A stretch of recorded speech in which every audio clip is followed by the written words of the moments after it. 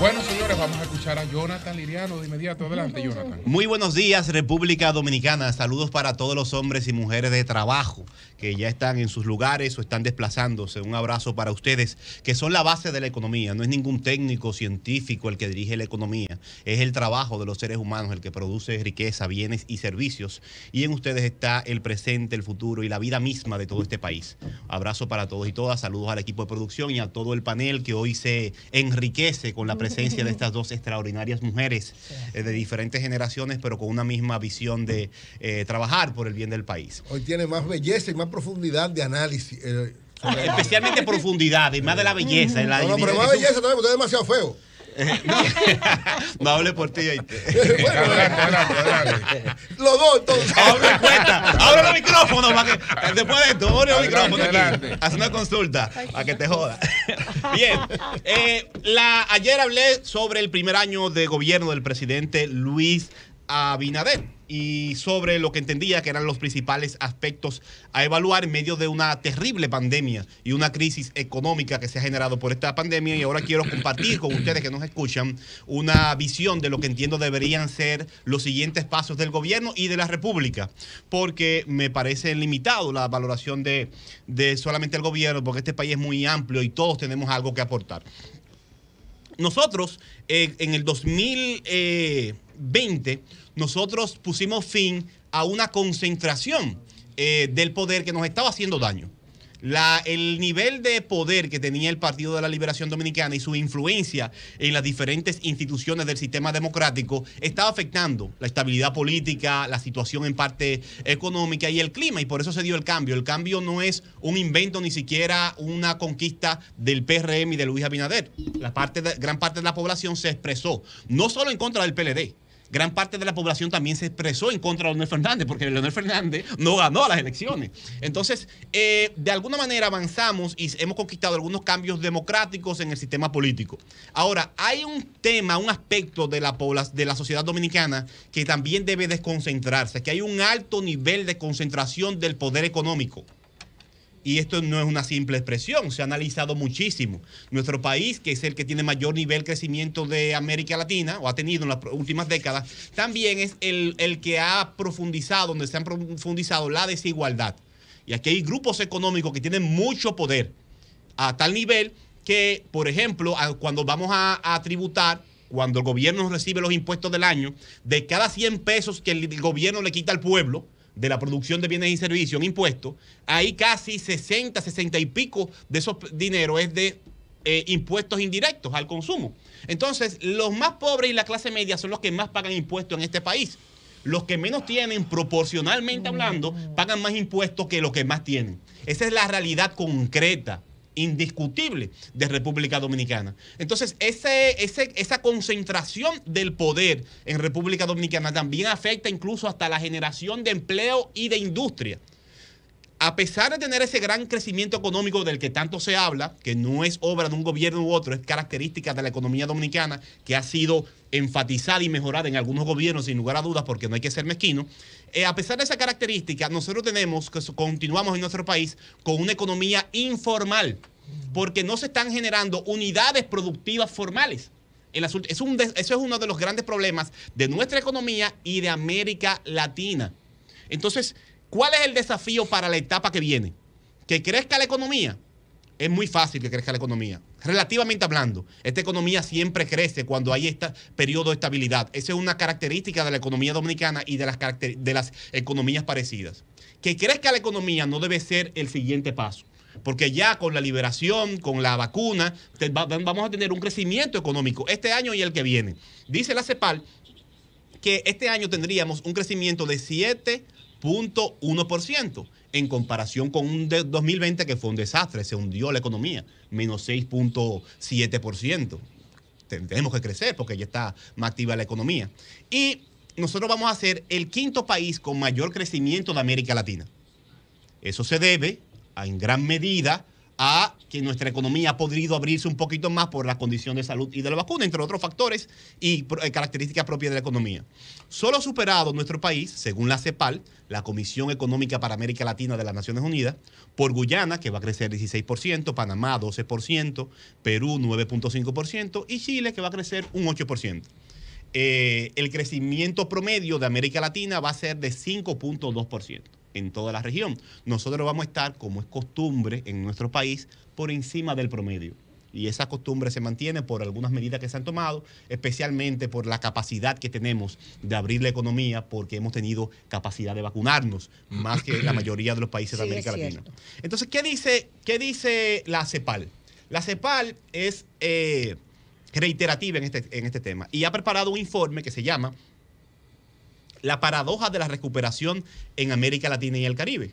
Muchas economías no van a tener capacidad de reactivarse porque hay muchos factores. La inflación, los invito, cuando yo digo busquen en Google, es que es tan fácil la información que cuando yo le digo busquen en Google, que le van a aparecer varias referencias. Usted puede buscar en Google y va a encontrar a la BBC y otros medios locales e internacionales que le van a dar datos de la inflación. La inflación sigue golpeando a América Latina, a la mayoría de los países, por varias razones. Además de la caída de la economía, el flete internacional, los commodities, muchísimos factores hasta locales. Las manifestaciones de Colombia afectaron el índice de precio en Colombia. Y entonces eso va arrastrando problemas con la economía. Cada país tiene su particularidad. Entonces, lo que hay certeza es que vamos a volver a tener crecimiento. De eso no hay certeza. Pero ¿cuál es el desafío de este gobierno? Hablándose de una reforma fiscal que está en la nueva ley de la Estrategia Nacional de Desarrollo, que es un tema pendiente del gobierno pasado y de este gobierno, que es muy necesaria, anunciándose la discusión, en medio de la discusión del sistema de reforma de la seguridad social, teniendo pendiente que ahora se hizo un aumento salarial y teniendo pendiente que nuestra economía ha tenido serias dificultades para generar empleos de calidad en el sector formal y teniendo pendiente que aquí hay un grupo empresarial que vive del Estado e impide a que entren otros actores a competir porque tienen la economía concentrada. Se han hecho estudios de eso también, los grandes mercados de la farmacéutica, del alcohol. Hay grandes mercados que están en manos de un grupito tan fuerte, esta barrera que tiene esta economía, que ni siquiera se pueden hacer y publicar estudios de eso. Que cuando hay un organismo del Estado que investiga el caso, hace el estudio, se destituye a la funcionaria. Eso parece de película y de muñequito, pero eso es lo que hemos vivido en los últimos años en República Dominicana. Una concentración de la economía que dificulta su propio desarrollo y además favorece a la concentración del dinero, del billete, del progreso en un grupito. Esa es la realidad. Entonces, frente a este nuevo escenario, yo creo que el gobierno, el presidente Luis Abinader, que está rodeado de muchos empresarios, que vienen del sector empresarial, tiene la obligación de superar lo que habíamos vivido en el pasado.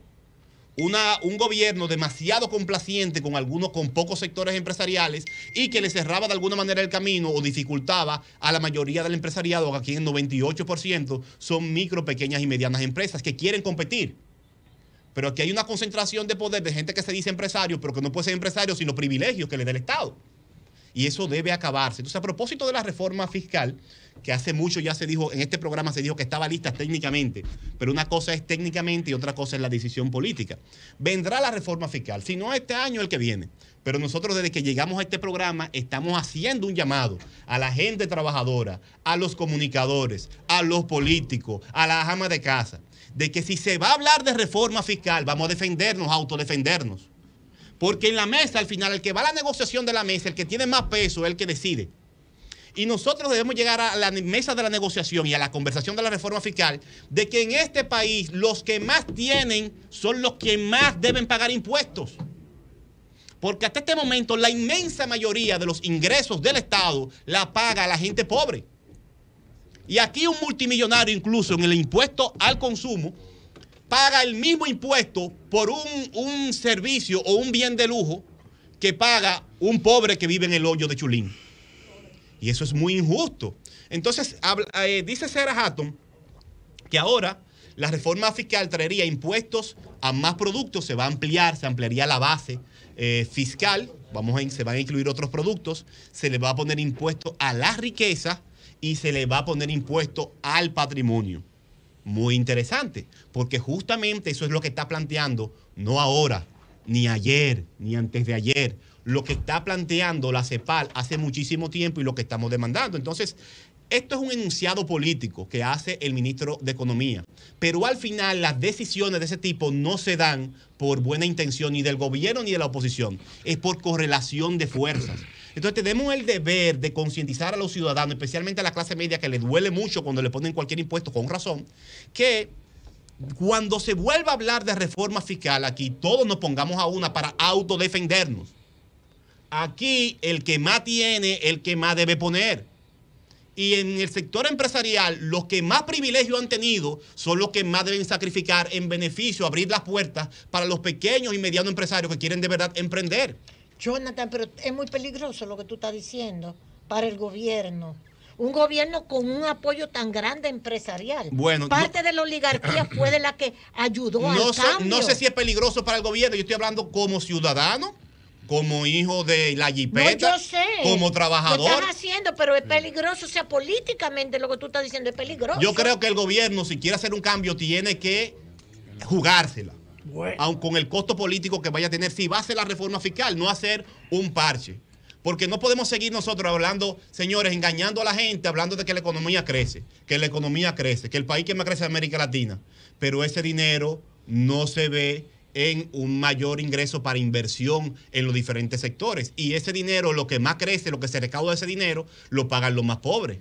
Porque eso es una ilusión. No podemos seguir engañando al pueblo, hablándole de que hacemos crecer la economía, pero a quien le ponemos el impuesto al pobre y no al rico que está en el gobierno, le da al gobierno.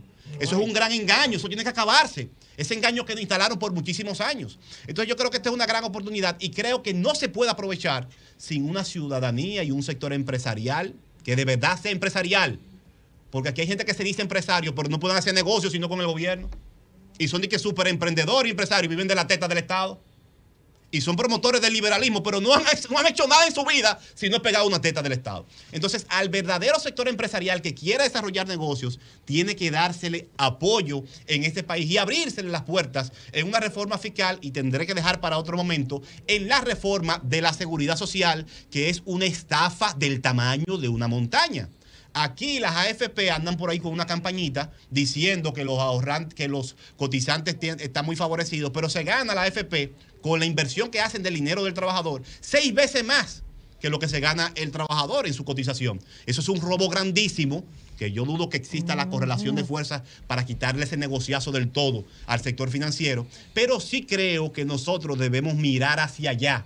Bien. Porque al final, con esto concluyo, Julio, el desarrollo, el progreso de la gente que trabaja, de los pequeños y medianos empresarios, no es un tema de un partido o de otro.